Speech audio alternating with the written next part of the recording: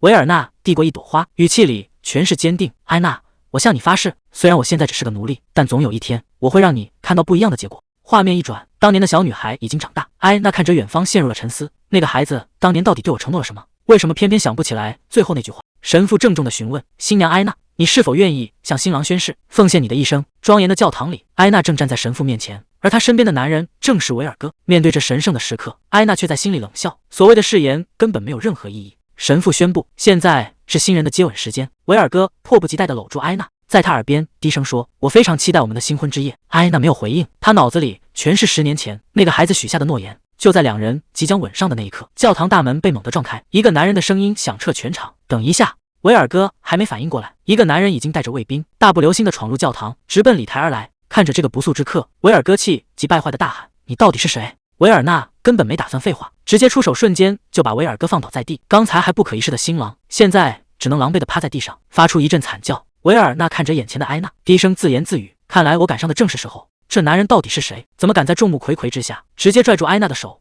维尔纳凑到他耳边，语气冰冷地问：“难道你已经把我忘了？”他说自己是当年的那个奴隶，这次回来就是为了兑现10年前的誓言。埃娜整个人都愣住了。10年前的约定，维尔纳曾许下诺言，说总有一天要成为能保护埃娜的人。可如今他权势滔天，再次站在埃娜面前时，眼神里却只剩下冰冷。埃娜还以为他记得旧情，忍不住开口确认，结果维尔纳一句话直接让气氛降到了冰点。他冷冷地说：“你能闭嘴吗？”维尔哥大喊着说：“他为了这个女孩可是花了大价钱的。”维尔纳愣住了，买卖？这可是活生生的人。男人却一脸理所当然，他说作为父亲，这笔交易是他亲手批准的。维尔纳简直不敢相信，天底下竟然有这种父亲，把亲生女儿当成货物。女人冷笑着说：“埃娜在他眼里不过是个坏掉的玩偶，看着就让人觉得晦气。”他甚至还在抱怨，要是埃娜能像他妹妹那样讨人喜欢，事情也不会变成这样。埃娜一句话也没说，只是死死抓着裙角，这种被至亲背叛的滋味比死还要难受。这个男人居然当众叫嚣，说埃娜只是个被买回来的垃圾，连话都说不清楚。维尔纳低声骂了一句：“你这人渣！”还没等对方反应过来，一道寒光直接劈了过去。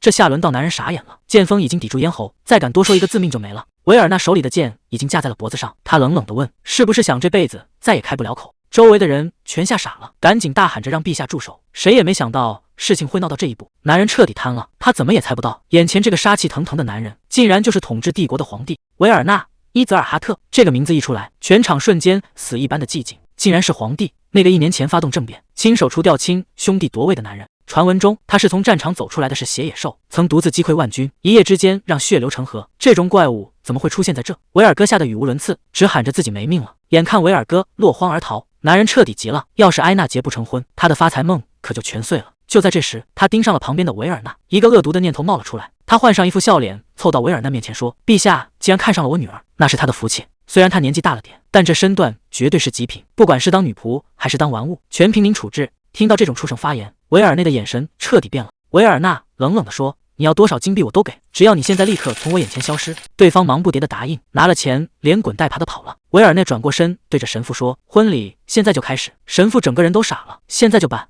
维尔纳没有半点犹豫，直接一把搂过埃娜。没错，就是现在。维尔纳突然宣布，这场仪式是专门为他和埃娜准备的。这下埃娜彻底懵了，完全没搞清楚现在的状况。维尔纳低声说：“为了这一天，他已经等了整整10年，这一次他绝对不会再放手了。”可埃娜心里全是疑问，他为什么要这么做？在所有人眼里，这只是一场华丽的婚礼，但在维尔纳心里，他等这一刻已经太久了。神父紧张地说：“接下来，请新郎亲吻新娘。”维尔纳轻声唤着她的名字，埃娜。他觉得自己曾经一文不值，像个没用的废物，但现在他终于能彻底拥有她了。谁能想到维尔纳竟然会这么强硬？埃娜想要推开，可这种力道下他根本躲不掉，只能任由局面彻底失控。这一刻，所有的理智都崩了。他终于松开了手，可眼神里的那种狠劲却一点都没少。维尔纳当众宣布，这门亲事就算定死了，从现在起他再也没有反悔的机会。他直接把人横抱起来，下令返回皇宫。两旁的守卫齐声领命，这排场瞬间拉满。在众人的注视下，他带着他的新娘大步走出了大门。看着眼前的这一切，埃娜到现在都觉得像做梦。皇宫那个曾经遥不可及的地方，现在竟然成了她的家。她真的嫁给了这个男人，嫁给了这个掌控一切的皇帝。马车在林间飞驰，车厢里的气氛却冷到了冰点。埃娜坐在对面，整个人还是懵的。她怎么也想不通，自己竟然真的成了皇后。更让她不敢相信的是，眼前这个男人，这股压倒性的气场，还有这副强悍的身材，真的很难让人联想到他曾经只是个卑微的奴隶。维尔纳一眼就看穿了他的心思，他淡淡的说：“你还是不相信是我对吧？”为了打消他的怀疑，他竟然直接脱下了外套，当那个刺眼的奴隶烙印再次出现在他面前时，所有的猜测都消失了。维尔纳指着背后的烙印问：“你还记得这玩意儿吗？”这是奴隶的印记，也是他永远抹不掉的过去。看着这个图案，埃娜的记忆瞬间被拉回了10年前，那是他一辈子都忘不掉的惨状，滚烫的铁块，还有那撕心裂肺的惨叫。谁能想到当年那个被打伤烙印、命悬一线的奴隶少年，如今竟然翻身做主，成了统治整个帝国的男人。这10年里，他到底遭了多少罪，又付出了多少代价，才从那个暗无天日的泥潭里一步步爬到了今天的位置。看着眼前的皇帝，埃娜沉默了。她终于意识到，现在的维尔纳早已不是当年那个需要她保护的孩子了。维尔纳一边整理衣服一边说：“这下你总该相信，我就是当年的那个维尔纳了吧？证据就在眼前，谁也抵赖不了。”埃娜低头沉默着。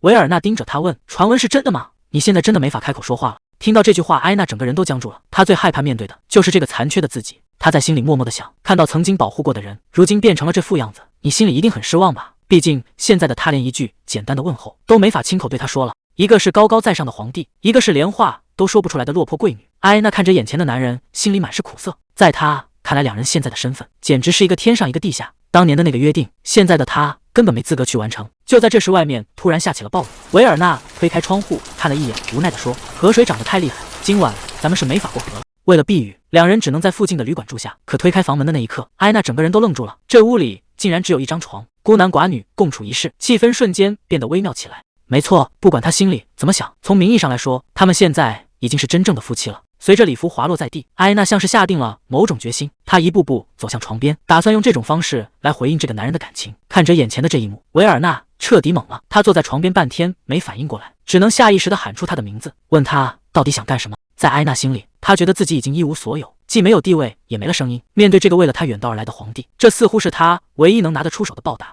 就在他准备豁出去的时候，维尔纳突然伸手一把抓住了他的手腕，紧接着一个用力，直接把他拉进了怀里。维尔纳紧紧抱住埃娜，声音里透着一丝无奈和心疼。他说：“你没必要这样逼自己。”看着维尔纳那副难过的样子，埃娜彻底懵了。她本来以为男人都想要这个，可眼前的皇帝为什么看起来比他还要痛苦？维尔纳并没有趁人之危，而是顺手扯过旁边的毯子，把埃娜裹得严严实实，动作轻柔的像是在对待什么宝贝。他换上整齐的礼服，站在门口，轻声说：“折腾了这么久，你一定累坏了。今晚你一个人睡，应该能休息得更好。”随着房门轻轻关上，屋里只剩下埃娜一个人。维尔纳狠狠一拳砸在墙上，任凭雨水打在身上，他现在满脑子全是埃娜刚才那副卑微的样子。那种熟练到让人心疼的动作，到底是在什么样的环境下才能练出来的？10年前那个爱笑的女孩，现在竟然连话都说不出来。一想到埃娜那个混账父亲，维尔纳恨得咬牙切齿。他后悔自己当初心太软，就该在那时候直接要了那个老畜生的命。如果能早点找到他，如果能早点把他带走，也许一切都会不一样。这种迟到的无力感让他几乎要发疯。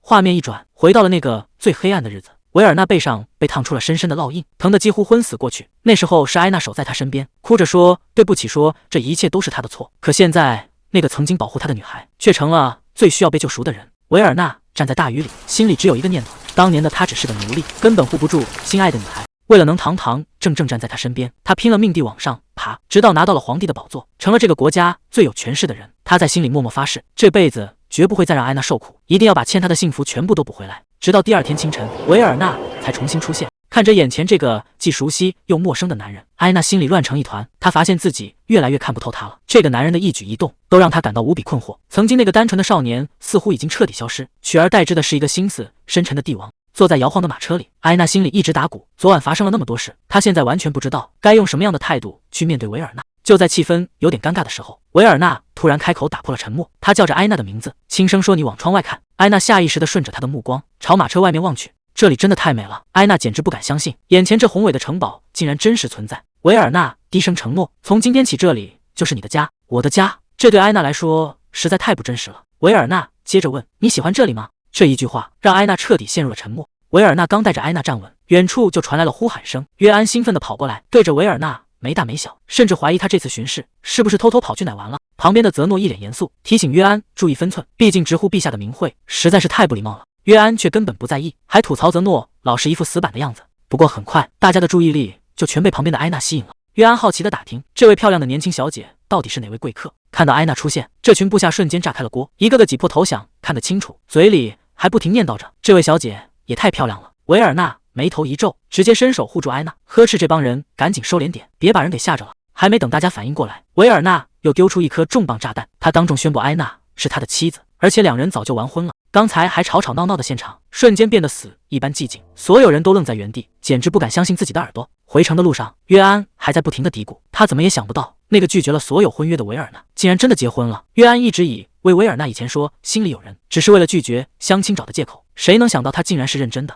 泽诺在一旁推了推眼镜，语气平静的爆了个大料，原来这10年来维尔纳从来没有放弃过，他一直在疯狂寻找埃娜。约安听完直接愣住了，难怪维尔纳这么痴情，毕竟埃娜确实美得不像话，他甚至都有点嫉妒陛下了。泽诺赶紧打断他的胡思乱想，让他少说2句废话。此时的维尔纳已经带着埃娜回到了城堡。维尔纳推开一扇房门，告诉埃娜，从今天起这就是他的房间，里面的布置随他心意改动。看着眼前华丽的陈设，埃娜整个人都懵了，她甚至怀疑是不是维尔纳搞错了什么。维尔纳并没有多留，交代了几句就准备离开，他把剩下的事情全都交给了女仆长格雷塔。还没等埃娜反应过来，格雷塔已经带着一众女仆整齐地站在了她面前。这位女仆长看起来非常专业，她礼貌地向埃娜自我介绍，表示从现在起将由她来负责埃娜的一切起居。格雷塔办事效率极高，她给埃娜找来了一位专属女仆，这个叫索菲的小姑娘看起来活力四射，一见面就热情地自我介绍。还没等埃娜缓过神来，索菲已经带着她走进了奢华的浴室。这种全方位的服饰让埃娜有些不太习惯。索菲一边细心地试着水温，一边守在浴缸旁，生怕有一点照顾不周。泡在温暖的浴池里，埃娜感觉整个人都放松了下来。她发现这些女仆似乎早就知道她不能说话，一直都在安静的服侍。这种久违的舒适感让她有些恍惚，已经记不清上次这样洗澡是什么时候了。可就在格雷塔准备为她擦拭后背时，动作却突然僵住了。谁都没有想到，在埃娜华丽的衣服下面竟然藏着满背的鞭痕，这些伤疤交错在一起，看起来已经很久了。格雷塔和索菲对视了一眼，谁也不敢出声，他们怎么也无法想象这位看起来温柔的夫人以前到底遭遇过什么。原本轻松的气氛一下子变得沉重起来，看着水中的倒影，埃娜心里直打鼓。她觉得那些伤疤实在太吓人了，女仆们会被吓到也是理所当然。她甚至开始怀疑，像自己这样满身伤痕的人，竟然成了皇帝的妻子，换作是谁都会觉得这事太荒唐了。就在埃娜胡思乱想的时候，格雷塔轻声打断了她。格雷塔告诉埃娜，请她务必放心，这里所有的女仆都会无条件的站在她这一边，不管遇到什么烦恼或者委屈，都可以随时找他们商量，他们会是埃娜最坚实的后盾。听到这些话，埃娜一直紧绷着的心终于稍微松开了一些。她看着格雷塔，露出了一个久违的微笑。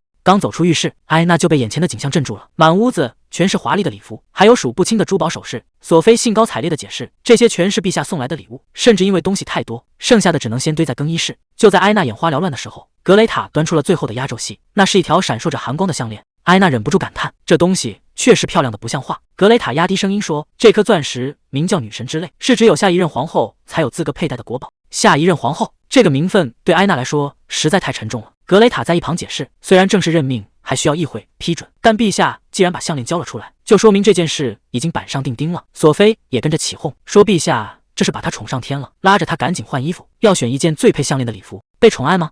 埃娜在心里反复琢磨这个词，总觉得这一切美得有些不真实。可当她换上华丽的礼服，站在镜子面前时，连她自己都愣住了。镜子里那个高贵优雅的女人，真的是那个曾经在泥潭里挣扎的自己吗？索菲和格雷塔在旁边赞不绝口，直夸这条项链简直是神来之笔。他们还一个劲的撺掇，既然陛下这么用心，不如现在就去给他瞧瞧。埃娜想了想，人家费了这么大劲送礼，去打个招呼表达谢意，确实是基本的礼貌。不过她在心里暗暗决定，这种奢华的打扮也就今天这一回了，她还是不习惯这种张扬。可就在她走向大殿的路上，罗莎琳德突然出现，挡住了她的去路。罗莎琳德上下打量着埃娜，语气里透着一股冷静。她说自己从来没见过埃娜这张生面孔。还没等埃娜开口，对方的视线就死死盯住了她脖子上的那条项链。这下周围可炸开了锅。罗莎琳德厉声质问，这可是象征皇后身份的钻石，为什么会戴在你的脖子上？旁边的贵族也开始指指点点，说这宝贝原本是属于罗莎琳德小姐的，人家才是陛下正牌的未婚妻。未婚妻这3个字像重锤一样砸在埃娜心里，她怎么也没想到那位皇帝竟然早就有了婚约。罗莎琳德步步紧逼，直接走到了埃娜跟前，冷笑着让她给个解释。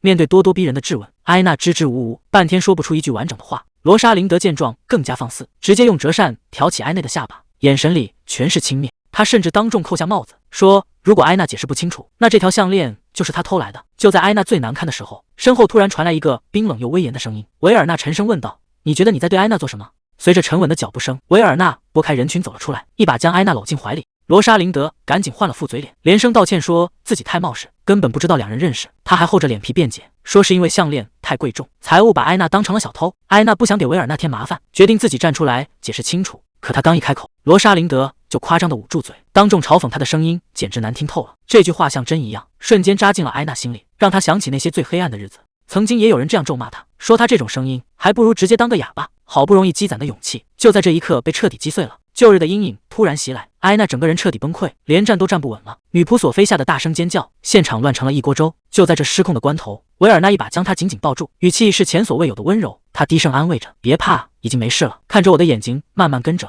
我呼吸。在他的安抚下，埃娜终于一点点找回了意识，狂乱的心跳也渐渐平复。可看着怀里虚弱的女孩，维尔内的眼神里却闪过一丝让人胆寒的戾气。维尔纳当众放话，项链就是他亲手送的，谁有意见直接冲着他来就行。罗莎琳德这下彻底破防了，他猛地合上手里的扇子，不甘心地质问维尔纳：“难道忘了两人的婚约吗？”在他眼里，只有自己才配得上皇后之位，拿他跟这种身份不明的女人比，简直就是奇耻大辱。可他越说越过分，甚至开始当面羞辱埃娜。维尔纳眼神一冷，直接一声暴喝让他闭嘴。这一声呵斥，吓得全场瞬间鸦雀无声。维尔纳冷冷地扫了罗莎琳德一眼，当众甩出一句狠话：“我可不记得自己跟谁有过什么婚约。”接着他当着所有人的面，一把横抱起虚弱的埃娜，语气坚定的让人不敢质疑。他一字一顿地宣布：“我选中的人只有埃娜，从始至终也只有她一个。”维尔纳根本没打算留下来废话，他抱着埃娜，在众人的注视下大步离开。罗莎琳德气的手里的扇子都要捏碎了，可面对维尔纳的威压，他连一个字都反驳不出来。靠在维尔内的怀里，那种窒息的压迫感终于消失了，取而代之的是一种让人心安的温暖。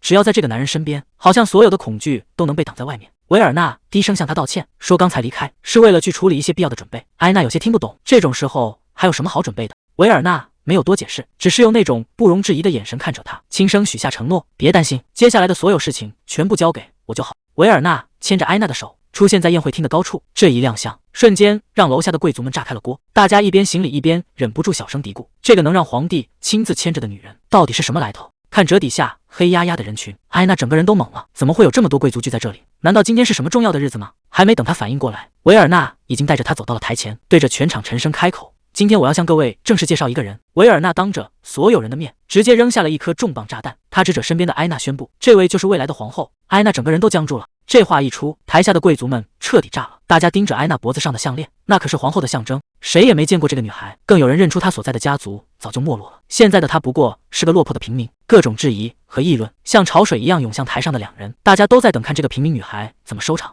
格兰贝尔勋爵坐不住了，他当众大声质问维尔纳：“既然要娶这个女人，那他女儿罗莎琳德怎么办？难道要让堂堂公爵千金去当侧室吗？”维尔纳语气冷得像冰块，他说：“这辈子除了埃娜谁都不娶，更不会那什么妃子。”这话彻底把格兰贝尔勋爵点燃了，他指着埃娜的鼻子破口大骂，说：“一个破落户出身的小丫头，凭什么跟他那高贵的女儿比？”他越说越过分，甚至嘲讽埃娜没身份没教养，根本不配当皇后。就在这时，维尔纳直呼他的名号，冷冷地打断了这场闹剧：“格兰贝尔勋爵，注意你的身份，这里不是你撒野的地方。”格兰贝尔勋爵还不死心，搬出那套老掉牙的规矩，说皇后必须由议会选出，这是祖宗定下的法度。维尔纳听完冷笑一声，直接把埃娜搂进怀里，他当众宣布：“谁当我的正妻旨，由我一个人能决定。”这一句话把所有反对的声音全给堵死了，谁敢质疑皇帝的决定，那就是在找死。看着格兰贝尔勋爵那负气炸了却又不敢发作的样子，埃娜心里却一点也高兴不起来。事情闹到这一步，已经彻底失控了，她知道接下来的日子怕是太平不了。回到房间，埃娜看着那条华丽的项链，心里全是后悔，早知道会闹成这样，当初就不该带上它。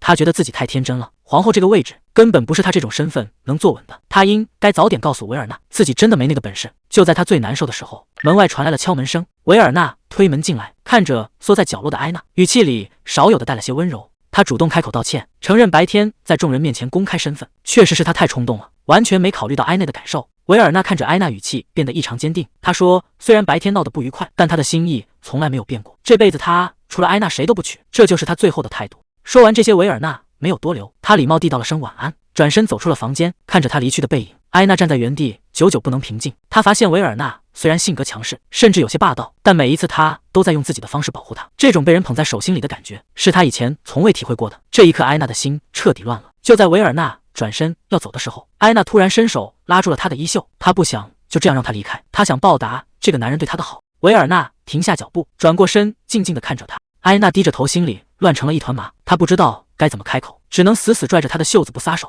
维尔纳低声唤着他的名字，语气里带着一丝克制，他让埃娜别用这种眼神看着他，因为再这样下去，他真的不知道自己还能忍多久。维尔纳俯下身，两人的距离只剩几厘米，他盯着埃娜的眼睛，声音低沉的让人脊背发凉。他说：“再这么看着他，他真的会彻底失控。”埃娜没有躲开，只是静静地看着他。维尔纳轻声承诺，只要他不愿意，他绝对不会乱来。这一刻，他给足了安全感，直接把埃娜抱向床边，动作比任何时候都要温柔。他他低声问：“今晚能不能就这样陪着他？”他真的不想离开。艾娜没有说话，只是往他怀里靠了靠。这下两人的心彻底贴在一起了。这种久违的温暖竟然又一次出现了。只要待在维尔纳怀里，心里就觉得特别踏实。这种被保护的感觉让他彻底放下了戒备，甚至开始贪恋这份不该有的安稳。可他心里也清楚，自己好像真的要陷进去了。这到底是怎么了？困意排山倒海般袭来，可艾娜根本不敢闭眼，因为只要一睡着，那些可怕的噩梦就会缠上她。耳光落下，男人劈头盖脸的骂她是个蠢货，说她竟然为了一个奴隶丢尽了贵族的脸。父亲的眼里只有弟弟妹妹，他总说艾娜不够优秀，让她多向那两个家族骄傲学习，哪怕她已经卑微到了骨子里。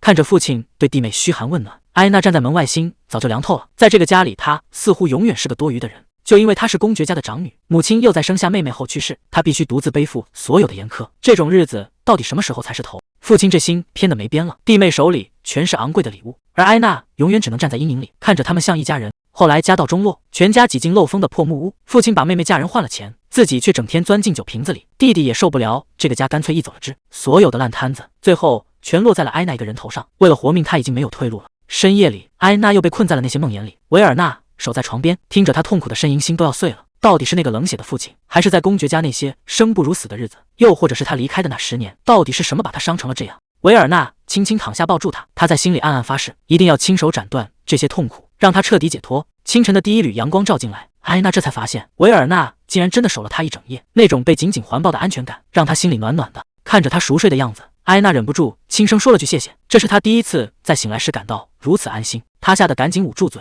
等等，我可以说话了。整整半年了，无论艾娜怎么努力，喉咙里都发不出一点声音。可就在这个早晨，因为维尔纳的守护，奇迹竟然真的发生了。维尔纳刚迷迷糊糊的醒来，就听到耳边传来一声清脆的早安，他整个人都愣住了。他简直不敢相信自己的耳朵，那个一直活在沉默里的艾娜，终于找回了她的声音。这一刻，所有的等待都值了。艾娜这一声温柔的谢谢，让维尔纳彻底破防了。他再也无法克制内心的情感，直接捧起她的脸，深深的吻了下去。这一刻，周围的一切仿佛都消失了，只剩下震耳欲聋的心跳声，在提醒着他们这份爱意到底有多疯狂。维尔内的理智已经到了崩断的边缘，他不断提醒自己要清醒，既然决定了要守护艾娜，就不该在这个时候趁人之危。可就在他打算退缩的时候，艾娜却主动握住了他的手，轻声告诉他别再硬撑了。这一句别再克制，简直比任何情话都要致命，尤其是那句我们已经是夫妻了，直接拆掉了维尔纳最后的防线。艾娜这下是彻底摊牌了，她不仅没有躲开维尔纳的手，反而轻轻握住他，眼神里全是温柔。她轻声说，你想做什么都可以，只要是你怎么做都行。听到这句话，维尔纳眼神彻底变了，既然你都这么说了，那我可就不打算克制了。他直接扯开衬衫，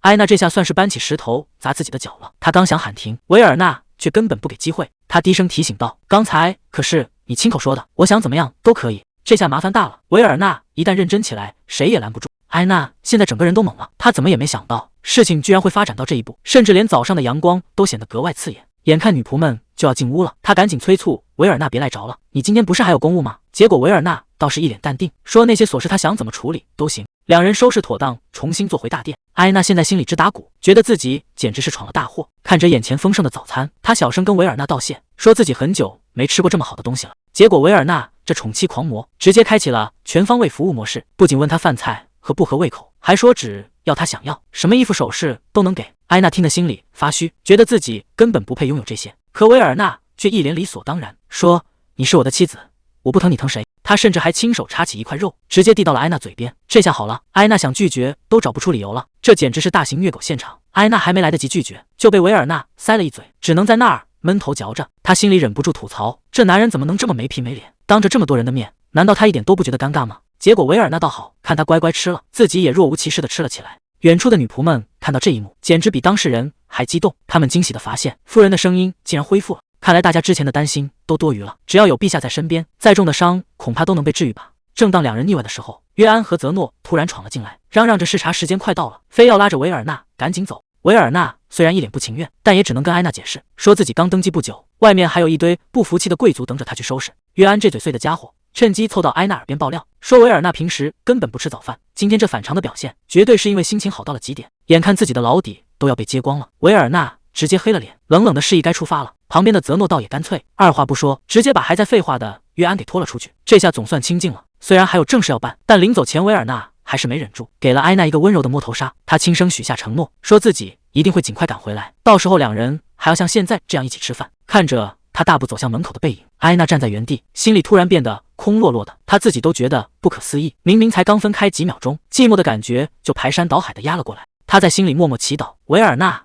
你一定要平安回来啊！看着艾娜魂不守舍的样子，索菲这个贴心小棉袄赶紧凑上来，拍着胸脯保证说：陛下肯定很快就会回来。在那之前，他会寸步不离地守在夫人身边。这话总算让艾娜露出了笑脸，心里的阴霾也散了不少。可还没等两人多说几句，一阵不紧不慢的脚步声突然从走廊尽头传了过来。罗莎琳德摇着扇子，阴阳怪气的感叹说：“这可真是太巧了。”看着这个阴魂不散的女人，艾娜心里咯噔一下，直觉告诉她，对方这次出现绝对没安好心。罗莎琳德一开口就火药味十足，显然是专门跑来找茬的。她故意手一松，让扇子啪嗒一声掉在地上，接着她装出一副惊讶的样子，指着地上的扇子，竟然要让艾娜去尊给她捡起来，这明摆着是要给阁下马威。为了不起冲突，艾娜一言不发的弯下腰，可就在她伸手去够的一瞬间，一盆冷水竟然劈头盖脸的泼了过来，水花溅得满地都是，场面一下子变得极其难看。罗莎琳德却只是轻飘飘的说了句抱歉，说自己只是一时手滑。她居高临下的看着被淋湿的艾娜，语气里全是恶毒，说对方这种狼狈蹲在地上的样子才最符合卑微的身份。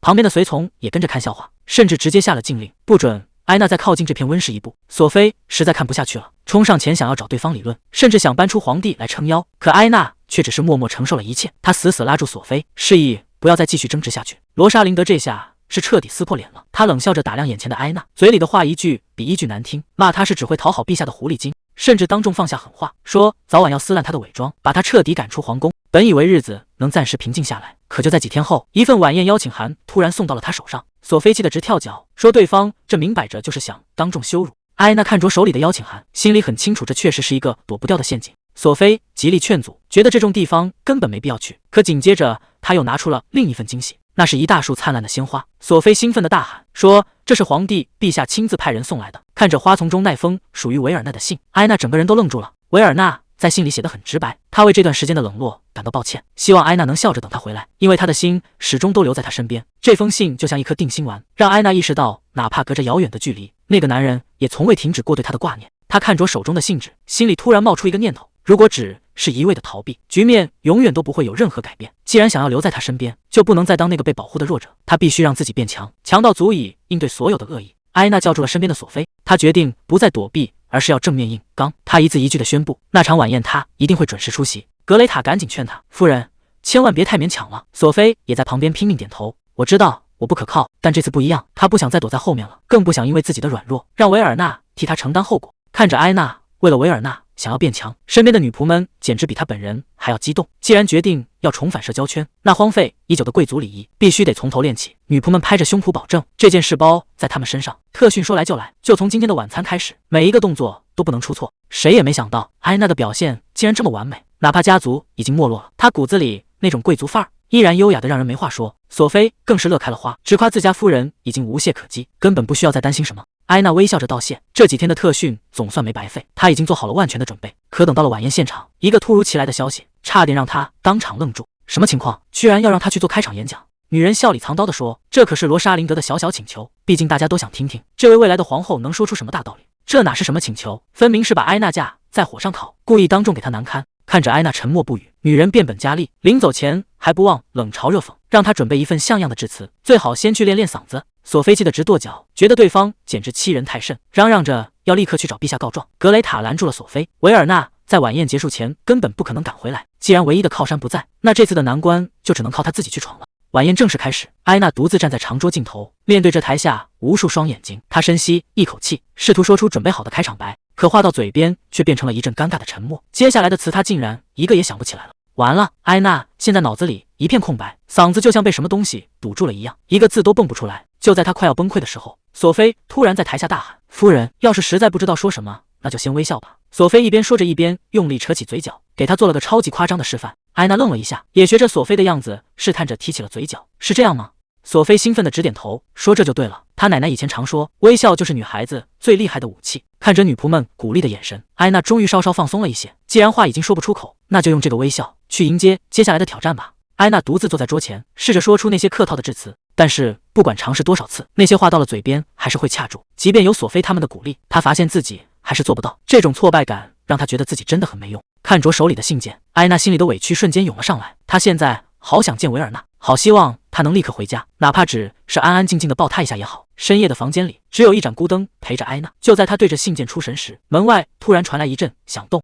维尔纳推门而入，轻声说了一句：“我回来了。”埃娜简直不敢相信自己的眼睛，她愣愣地看着眼前的人。维尔纳，你怎么现在就回来了？明明还没到时间。维尔纳一步步走近，语气里满是温柔。他说：“因为太想见你了，所以一刻也不想多待。”听到这句话，埃娜积压已久的委屈瞬间消散，她轻声回应：“我也是，我真的好想你。”所有的思念和不安，在这一刻都融化在了这个久违的拥抱里。维尔纳紧紧搂住怀里的人，低声回应着：“我都知道，对不起，这段时间让你一个人受苦了。”埃娜靠在他的肩头，声音里带着一丝哽咽：“维尔纳，我真的想了你好多好多遍。”维尔纳捧起他的脸，眼神里满是藏不住的深情。他说：“我也是，就算在最远的地方，我的脑子里也全都是你。”感受着这个渴望已久的怀抱，埃娜终于找回了久违的安心。这种温暖的感觉，她这辈子再也不想放手了。埃娜猛地坐起身，看着空荡荡的房间，下意识叫出了那个名字：“维尔纳。”四周一片死寂，没有回应，也没有那个熟悉的身影。她这才反应过来，原来刚才的一切都只是个梦。那种失落感还没来得及散去，门外突然传来了急促的敲门声。索菲兴冲冲地推开门，大声喊着：“夫人，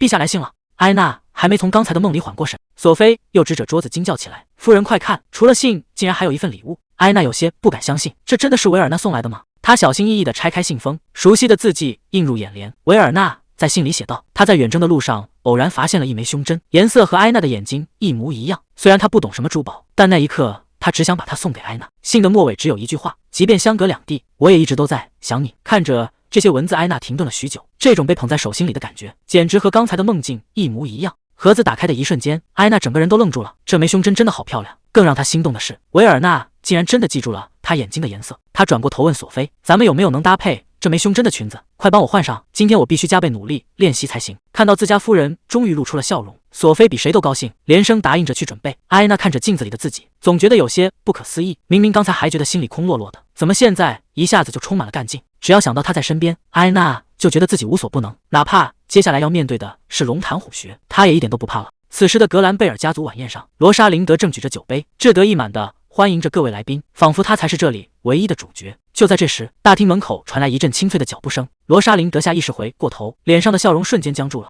在众人的注视下，埃娜穿着一身华丽的白裙，不紧不慢地走了进来。谁能想到，埃娜这一出场，直接成了全场的焦点，周围这些男人眼睛都看直了，根本挪不开我。埃娜笑着对罗莎琳德说：“感谢你的邀请，能不能带我去座位上？”罗莎琳德虽然嘴上答应，心里却气炸了，觉得埃娜简直太无理。罗莎琳德表面客气，心里却在等着看笑话，觉得埃娜迟早要露馅。她指着长桌尽头说：“你的座位在那边。”埃娜这下愣住了，那个位置就在格兰贝尔勋爵旁边，通常只有最尊贵的客人才敢坐，这哪里是安排座位，分明是把他架在火上烤。格兰贝尔勋爵一言不发地盯着他，接下来的这顿饭怕是没那么好咽下去。就在这时，罗莎琳德突然拍了拍手，示意全场安静。她笑着大声宣布，今晚最特别的嘉宾要为大家敬酒，甚至还故意强调这位就是未来的皇后，大家一定很期待。这下所有人的目光全都死死盯在了埃娜身上，全场的目光像针一样扎过来。埃娜心里很清楚，在这群自命不凡的贵族眼里，她只是个落魄的局外人，根本没人承认她是未来的皇后。如果只是按部就班的打个招呼，今天绝对没法收场。她必须拿出点真本事，证明自己配得上那个位置。她停顿了一下，随后大方地开口说道：“非常感谢各位的邀请，能参加这么盛大的聚会是我的荣幸。”埃娜当众宣布了自己的身份，她说自己现在是以皇妃的身份站在这里和大家见面。她毫不避讳地承认自己曾是落魄贵族的女儿，既没有后台，也没有权势，但正因为经历过这些，她才比任何人都清楚贫穷和痛苦到底是什么滋味。她不是在以贵族的身份说教，而是作为一个普通人，想要去守护这个国家的民众。这番话一出，台下的贵族们全都听傻了。埃娜最后这番话说得既漂亮又得体，她向所有人保证自己会努力配得上皇妃这个位置。台下的风向瞬间就变了，贵族们开始小声议论，觉得她根本不像传闻中那么不堪，反而非常有气场。罗莎琳德在一旁听得火冒三丈，她怎么也没想到，仅仅一段发言，埃娜就收买了人心。格兰贝尔勋爵猛地拍案而起，冷笑着嘲讽道：“口口声声说要守护民众，你还真把自己当成皇后了。”他当众提醒埃娜，谁能坐上那个位子，可不是皇帝一个人说了算的。你真觉得议会那帮人会选你当皇后吗？他直言不讳地指出，1年前的政变让国家还没稳下来，现在内忧外患，局面非常糟糕。更难听的话还在后面。他说皇帝本人曾是个奴隶，甚至还亲手杀了自己的兄弟。如果皇后也是个落魄贵族，那这个国家只会被外国彻底看不起。他最后死死盯着埃娜质问：“你觉得就凭现在的皇帝，真的能保住这个国家吗？”听到对方这样羞辱维尔纳，埃娜死死按住自己的裙摆，她知道自己绝不能退缩。他深吸一口气，当着所有人的面站了起来，声音不大，却异常坚定。他说：“我相信陛下有这个能力。”埃娜并没有否认维尔纳的过去，他坦然承认陛下确实曾经当过奴隶，但正因为他亲眼见过百姓受苦，才会为了改变这个国家豁出命去流血牺牲。他反问道：“难道这种想要守护国家的意志，不才是君王最强大的证明吗？”这番话质的有声，刚才还嚣张的贵族们这下全都没词了。埃娜直视着对方的眼睛，大声质问：“难道在你们眼里地位和权势才是一切吗？”格兰贝尔勋爵听完冷笑一声，满脸都是轻蔑。他觉得埃娜不过是个小丫头，根本不懂什么叫政治，只会在这儿装模作样。就在他准备继续羞辱埃娜时，大厅里突然响起了沉重的脚步声。维尔纳面色凝重地走入场，声音冷得让人发抖。他直接点名警告格兰贝尔勋爵，到此为止，罢格兰贝尔卿。他停在众人面前，一字一句地说道：“我已经听够了。”看到维尔纳突然现身，刚才还不可一世的男人吓得话都说不利索了。维尔纳冷冷地盯着他，说自己真没想到，刚离开一会儿就能听到前奴隶这种大逆不道的话。男人还想垂死挣扎，狡辩说这只是一时口误，结果维尔纳根本不听，他直接让对方闭嘴，并当众宣布：“我没兴趣和侮辱我的人废话。从现在开始，格兰贝尔家族别想再在议会里占任何位置。”这一句话直接判了对方家族死刑。刚才还嚣张的两个人这下彻底瘫在那了。听到要被踢出议会，男人彻底崩溃了，他大喊着格兰贝尔家族可是整整支持了议会3代人。维尔纳根本不为所动，他冷冷地警告，在场所有人记住这一刻，那些只会用出身和地位去评判别人的人，最终都会因为自己的狭隘重蹈前任皇帝的覆辙。维尔纳转过身，看着台下的一众贵族说：“如果大家一直被身份困住，这个国家永远不会有改变。现在这个国家需要的是真正想要改变现状，并且有勇气迈向新世界的人。”埃娜看着身边的男人，小声抱怨说：“你真是吓到我了，不是说明天才回来吗？”维尔纳笑了笑，说：“听说你在参加宴会，所以特意提前1天马不停蹄地赶了回来。”他侧过头看着埃娜，眼神里满是赞赏，说：“多亏提前回来，才让他看到了刚才那精彩的一幕。”他感叹到自己不在的这段时间，埃娜真的变了很多。埃娜听完说自己有一肚子话想跟他聊，维尔纳却指了指身上，说得先去洗个澡，等会儿再慢慢说。就在这时，旁边的索菲突然凑了过来，一脸坏笑的提议：“既然这样，不如你们2位就一起。”这话一出，维尔纳和埃娜当场就愣住了，气氛瞬间变得极其微妙。谁能想到两人最后竟然真的进了浴室？埃娜坐在浴缸里，脑子里乱成一团，不知道该怎么面对接下来的局面。维尔纳看着他的背影，体贴地说：“要是觉得不舒服就别勉强，他可以先回房间。”眼看维尔纳要走，埃娜突然急了，她大声喊道：“我不介意！”虽然心里紧张的要命，但她还是鼓起勇气想让维尔纳留下来。埃娜低着头，声音小得像蚊子叫。她说两人分开了太久，只想尽可能多陪陪他。听到这话，维尔纳停下了脚步，他轻声回应了一句：“我明白了。”既然埃娜都这么说了，维尔纳也不再打算离开。他随手扯掉身上的浴袍，看着浴缸里的埃娜，维尔纳低声说了一句：“那么我要进来了。”两人就这样被困在这一方窄窄的水池里，谁都没有先开口，空气安静的让人坐立难安。维尔纳长叹了一口气，这种局面显然也超出了他的预期。埃娜一直在心里提醒自己冷静点，这不过就是洗个澡而已。可维尔纳看着眼前的他，心里却完全是另一种想法。现在的他毫无防备，这下真的糟了。为了打破这种要命的沉默，维尔纳突然开口：“埃娜，我来帮你洗头吧。”埃娜还没反应过来，他已经伸手拖住了他的长发。既然宴会累坏了，今天就彻底放松一下。这种突如其来的温柔让原本僵持的气氛变得更加微妙了。本想表现一下温柔，结果维尔纳一上手就差点把埃娜的头发给扯断了。他尴尬地停下动作，小声问：“是不是弄疼了？”看着他那副手足无措的样子，埃娜赶紧劝他别勉强了。维尔纳有些垂头丧气，本来是想奖励他在宴会上的表现，结果却搞砸了。埃娜忍不住笑了起来，原来这世上也有他维尔纳搞不定的事情。他轻声安慰道：“宴会的成功不只是他的功劳，索菲他们也帮了大忙，而且最关键的还是那一枚项链。”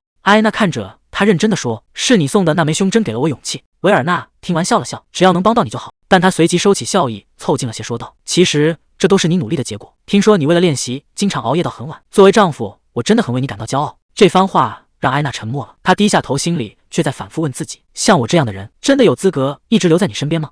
维尔纳没有说话，只是静静地看着他。维尔纳没有犹豫，直接从背后抱住了他，语气坚定地回答：“当然可以。”他凑到埃娜耳边，像是有些无奈地叹了口气：“到底要我说多少遍你才肯信？除了你，我的身边不可能再有别人了。”这一句承诺比任何贵重的礼物都管用。埃娜听完，终于露出了安心的笑容。这下她心里最后的一点顾虑也彻底烟消云散了。维尔纳像是突然想起了什么，轻声问埃娜：“是不是快到你的生日了？”埃娜愣了一下，没想到他竟然还记得。维尔纳接着说：“那天他已经推掉了所有公事，打算专程陪她。”埃娜有些受宠若惊，小声嘟囔着说：“其实没必要这么麻烦的。”维尔纳伸手摸了摸她的头，语气温柔却不容拒绝：“不是我自己想为你庆祝。”听完这话，埃娜顺势靠在他的肩头，轻声说了句谢谢。他已经记不清到底有多少年没有人这样认真的为他过生日了。这一刻，他才真正感觉到自己是被人在意着的。维尔纳看着怀里的埃娜，轻声提醒道：“泡的差不多了，我们该出去了。”可怀里的人一点反应都没有。维尔纳低头一看，顿时愣住了。埃娜竟然就这样靠在他身上，沉沉的睡熟了。维尔纳无奈地扶住额头，原本满心的期待这下全落空了。他看着埃娜毫无防备的睡颜，自言自语地叹了口气，看来这次又得继续等下去了。到底要到什么时候，你才肯真正属于我？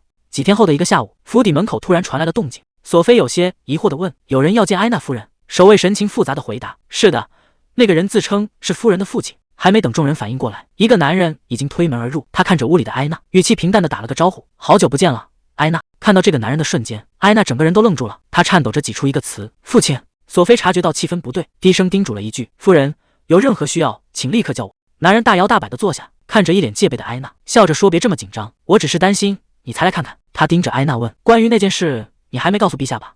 这句话一出，原本就压抑的房间变得更加死寂。男人终于露出了真面目，他冷笑着看向埃娜，直截了当地说：“我现在手头有点紧，下周之前把钱给我准备好。”埃娜这才反应过来，原来这才是他找上门的目的。他自嘲地问：“所以你来这里就是为了要钱？”男人不仅没有羞愧，反而变本加厉地威胁道：“我这可是为了你好，万一哪天陛下把你甩了，你总得有个能回去的地方吧？”说完这些无耻的话，他起身准备离开。临走前，他顺手拿走了桌上的首饰盒。他一边把首饰揣进兜里，一边理所当然地说：“这个就当是我的路费了。”看到男人要拿走东西，埃娜急忙大喊：“住手！快还给我！”可回应他的却是男人重重的一记耳光。他愤怒地咆哮着：“你居然敢跟我顶嘴！”他看折倒在地的埃娜，语气里全是嘲讽：“看来你是飞黄腾达了，连自己的亲爹都不放在眼里了。”男人根本不在乎女儿的痛苦，他整理了一下衣服，冷冷地丢下最后一句话：“下周把钱准备好，别让我再提醒你。”随着大门重重关上，房间里只剩下埃娜一个人，她蜷缩在冰冷的地板上。那枚胸针是维尔纳送给她的定情信物，对埃娜来说，那是她最宝贝的东西。她想不明白为什么那个人总要亲手毁掉她所有的幸福。记忆的闸门被瞬间打开，那些被尘封的噩梦再次涌上心头。从小到大，只要男人不高兴，迎接他的就是无情的打骂和那句冰冷的闭嘴。索菲冲进房间的时候，被眼前的景象吓坏了，她急忙扶住倒地的埃娜，大声呼喊着：“夫人，你快醒醒！”看到埃娜连呼吸都变得困难，索菲彻底慌了神。她一边安抚着埃娜，一边做出了决定：“不行，我这就去告诉陛下。”可就在她准备起身时，埃娜却突然伸出手，死死地拽住了她的衣袖。她拼尽全身的力气，断断续续地挤出2个字：“不行！”哪怕已经痛苦到了极点，她也绝不想让维尔纳看到自己现在这副模样。埃娜死死抓着索菲，声音微弱却带着哀求：“千万别告诉维尔纳，求你了！”她心里很清楚，哪怕全世界都知道了，也绝不能让维尔纳发现那个秘密，尤其是关于那件事的真相。走廊里的女仆们正兴高采烈地分享着刚听到的八卦。听说夫人的父亲今天过来了，我也看见了，这么多年没见，父女团聚的场面一定很感人吧？就在他们聊得起劲时，一个冰冷的声音突然从身后转了过来：“你们刚才说的到底是怎么回事？”维尔纳的出现让空气瞬间凝固了。维尔纳盯着眼前的女仆，语气冰冷到了极点：“把刚才的话给我一字不漏地说清楚。”女仆们哪见过这阵仗，吓得话都说不利索了。维尔纳死死攥住拳头，他终于明白为什么埃娜刚才那么反常。那个所谓的父亲果然又找上门来了。维尔内的眼神里透出杀气，如果那个男人敢再动埃娜一根汗毛，这一次他绝对不会再放过对方。泽诺带回了关键情报，关于埃娜父亲的资金动向果然很有问题。维尔纳这次不打算留情，直接下令搜集证据，要把那个人彻底送进监狱，绝不能让他再靠近埃娜半步。正式谈完，他本想晚饭后再聊细节，结果却被约安抓住了把柄。约安一脸坏笑地凑过来，调侃这位新婚领主：“难道大晚上的除了工作就没点别的安排？”看着维尔纳沉默的样子，约安像是发现了什么不得了的大事，这反应该不会到现在还没进展吧？维尔纳终于破防了，没好气的让他闭嘴。面对同僚的调侃，维尔纳虽然嘴上说着现在不是谈私事的时候，但他还是停顿了一下，低声说出了心里话：“他只是想好好珍惜埃娜。”说完这句话，他直接转身离开，留下2个目瞪口呆的好友。约安简直不敢相信自己的耳朵，那个冷冰冰的领主竟然能说出这种肉麻的话。泽诺倒是看得很开，守了整整10年，这铁树总算是开花了。维尔纳终于忙完赶来陪埃娜吃晚饭，他一脸歉意，最近确实冷落了妻子。埃娜倒是很体谅，知道他这段时间一直都在处理公务。维尔纳喝了口酒，向他保证，下周就是埃娜的生日，他一定会把所有麻烦事解决掉，绝不让公事扫了心。听到下周这个时间，埃娜却沉默了，因为就在刚才，他那个不争气的父亲又跑来伸手要钱了。父亲狮子大开口，还威胁他下周必须把钱准备好，这让埃娜陷入了两难。看着眼前体贴的丈夫，她实在开不了口。在这个节骨眼上，要是让维尔纳知道父亲的所作所为，后果简直不敢想象。看着杯中的倒影，埃娜还在为父亲的事发愁，他必须想个办法，在不给钱的情况下彻底解决这个麻烦。转眼间，埃娜的生日到了，这也是他和维尔纳第一次正式的约会。索菲简直比当事人还要兴奋，一大早就围着埃娜忙个不停。埃娜却有点犯难，毕竟是第一次约会，她完全不知道该做些什么。看着夫人犹豫的样子，女仆们瞬间燃起了斗志，拍着胸脯保证，只要交给他们，绝对会让这场约会终生难忘。维尔纳在大厅独自等待，虽然表面上很冷静，但看得出来他比谁都期待这次约会。随着一阵轻快的脚步声，埃娜终于出现在楼梯尽头，她轻声道歉，让丈夫久等了。这一身盛装打扮的埃娜，美得让人挪不开眼。维尔纳就这样定定地看着她，一句话也说不出来，平时的冷峻消失得无影无踪。看着维尔纳欲言又止的样子，埃娜有些疑惑，不知道丈夫在想什么。维尔纳沉默了片刻，还是忍不住开口问：“你今天怎么没戴那个胸针？”埃娜愣了一下，下意识地抓紧了衣领，支支吾吾地解释说：“只是觉得和今天的衣服不太搭。”维尔纳没有多想，轻声说了句：“原来是这样。”便不再追问。可埃娜心里却满是愧疚，她对着维尔纳撒了谎，因为那个珍贵的胸针早就被他拿去填补父亲的债坑了。维尔纳带着埃娜走上街头，打算带她好好逛逛这座城市。两人就像普通情侣一样，在路边买起了冰淇淋。这一刻的甜蜜让埃娜暂时忘记了所有烦恼。就在这时，远处突然传来一阵欢呼声，几个孩子兴奋地冲了过来，一边喊着维尔纳的名字，一边紧紧抱住了他。看着维尔纳熟练地摸着孩子的头，语气温柔地询问他们的近况，埃娜彻底愣住了。她从来没见过这样的维尔纳，这个在外人眼中冷峻的男人，竟然还有如此接地气的一面。看来关于自己的丈夫，埃娜还有很多不知道的秘密。看着街坊邻居对维尔内的态度，埃娜心里感触很深，原来自己的丈夫在民间竟然这么受欢迎。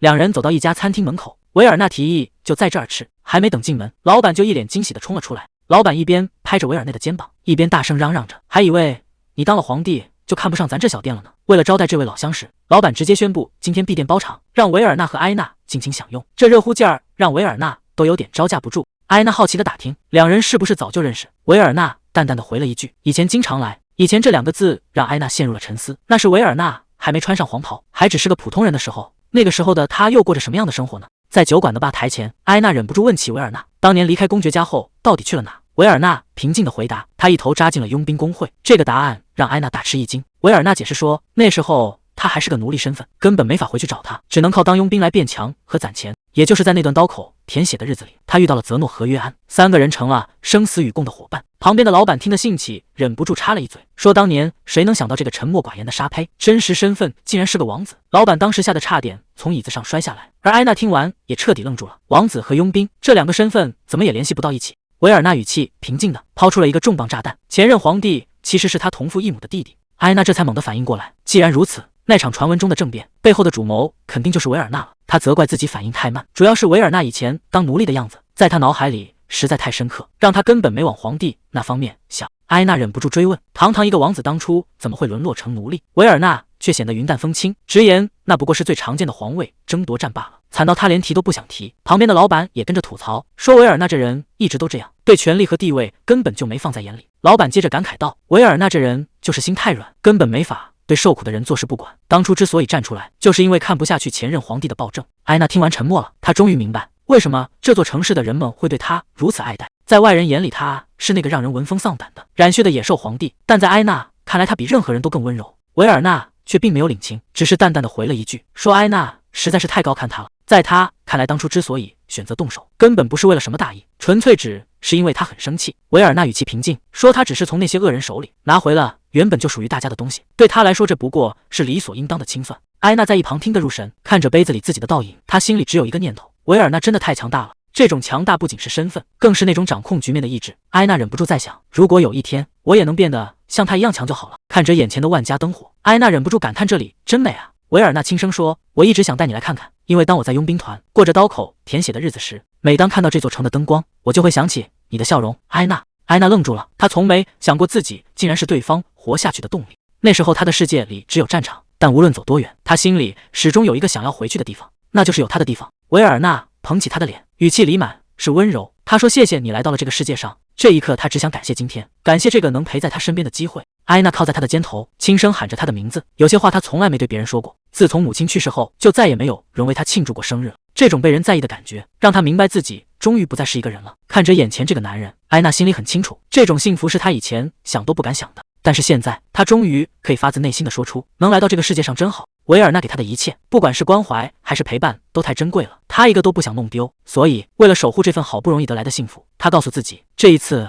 我再也不会逃避了。到了第二天，麻烦还是找上门了。男人坐在沙发上，开口第一句话就是钱准备好了吗？他叫着艾娜的名字，语气里没有一点亲情，只有赤裸裸的贪婪。艾娜站在他面前，这一次他没有退缩，他盯着这个所谓的父亲，一字一句地说：“把胸针还给我，还有从今以后你别再踏进这里一步。”男人一下子急了，他质问艾娜：“这就是你对长辈说话的态度吗？”艾娜冷冷地回了一句：“谢谢你把我养大，但是也仅此而已了。”在他的记忆里，这个父亲会对着弟弟妹妹笑，会亲昵地摸他们的头，却从来没有给过他一个好脸色。这种不公平他已经受够了。他盯着眼前的男人说：“我不是你的私有财产。”男人被戳到了痛处，猛地拍桌子站了起来，他大吼着让艾娜闭嘴。接着他亲口承认了一个残酷的事实，那枚胸针他早就已经卖掉了。艾娜整个人都愣住了，她根本不敢相信，那枚胸针可是承载着维尔内的心意啊。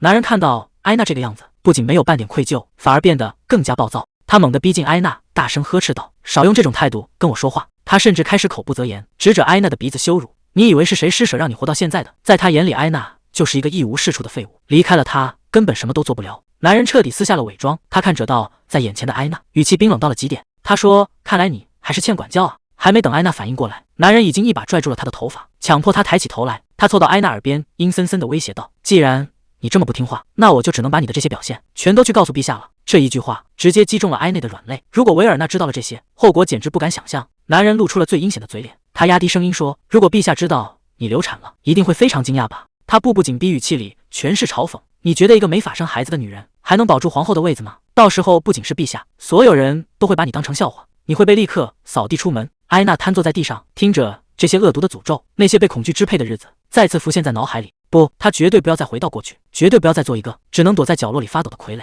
住手！就在这最绝望的时刻，维尔纳带着人马直接闯了进来，他眼神冰冷，没有半句废话，直接下令把他给我拿下。刚才还嚣张跋扈的男人，瞬间就被守卫死死按在地上，他吓得语无伦次，大喊着这到底是在干什么？维尔纳根本没理会他的叫嚣，他快步冲向艾娜，一把将她护在怀里，轻声安慰道：“别怕，现在已经没事了。”艾娜看着眼前的男人，一时间竟然有些恍惚，而那个被按在地上的父亲还在拼命的狡辩，他说这全都是误会，自己只是来看看女儿，可现在才求饶，是不是有点太晚了？维尔纳冷冷地看着那个男人，语气里满是不屑。他说：“你真是厚颜无耻，你犯下的那些罪行，我早就查得一清二楚了。你利用自己是艾娜亲属的身份，到处招摇撞骗，敲诈勒索那些贵族。”一旁的泽诺翻开手中的文件，冷静地补充道：“目前已经确认有22名受害者，涉案金额高达5000金币，这是证据确凿的诈骗案。”男人还在垂死挣扎，他大喊着这都是误会，说自己只是投资失败了，以后肯定会把钱还上的。维尔纳根本不想听他废话，直接厉声喝道：“给我闭嘴！”维尔纳一把揪住男人的衣领，眼神里的杀气几乎要溢出来。他咬着牙说：“我真的很想亲手宰了你。”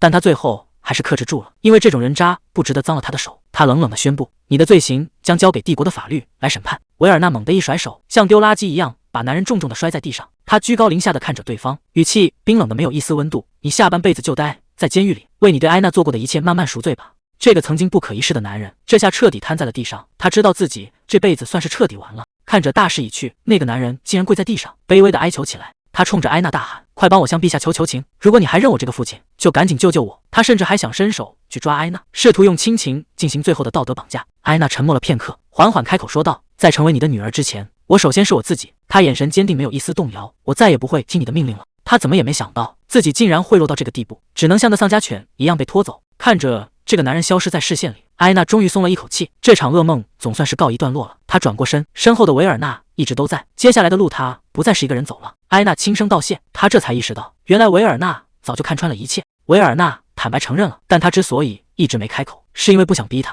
他低声叮嘱艾娜，以后别再一个人扛着了，有什么事一定要告诉他。看着心爱的人受苦，对他来说才是最大的折磨。艾娜靠在他的怀里，所有的委屈和歉意都在这一刻彻底释放了。这下两人的心总算是贴在了一起。艾娜终于说出了实情，之前因为太害怕才一直开不了口，甚至连维尔纳送她的胸针都被人强行抢走了。她当时真的不知道该怎么办，只能一个人躲起来难过。维尔纳听完并没有生气，反而温柔地安慰她：“既然东西丢了，那咱们再拿回来就是了。”艾娜听了却更加自责，觉得自己已经添了太多麻烦，根本不值得她再这样大费周章。可话还没说完，维尔纳就轻声打断了她。在他心里没有什么比艾娜更重要了。维尔纳捧起艾娜的脸，轻声告诉她要对自己的感情更诚实一点。艾娜沉默了很久，手紧紧攥着裙角，内心还在不停地挣扎。终于她鼓起勇气抬起头，请求维尔纳帮她拿回那个胸针。这是她第一次在他面前说出真实的想法。维尔纳露出了温柔的微笑，只要是他的愿望，他一定会帮他实现。安顿好埃娜之后，维尔纳立刻回到了宫殿。此时约安已经带来了最新的进展，埃娜的父亲已经被关进大牢，现在正等着最后的审判。这个罪有应得的老家伙总算要付出代价了。但维尔纳并没有就此罢休，他叫来约安和泽诺，下达了下一个指令，他要彻底查清楚那个丢失胸针的下落，毕竟这是埃娜亲口拜托他的事，要是伤害过他的人，他一个都不会放过。约安简直不敢相信自己的耳朵，那个当父亲的竟然亲手偷走了女儿的胸针，还把她给卖掉了，这哪是亲爹，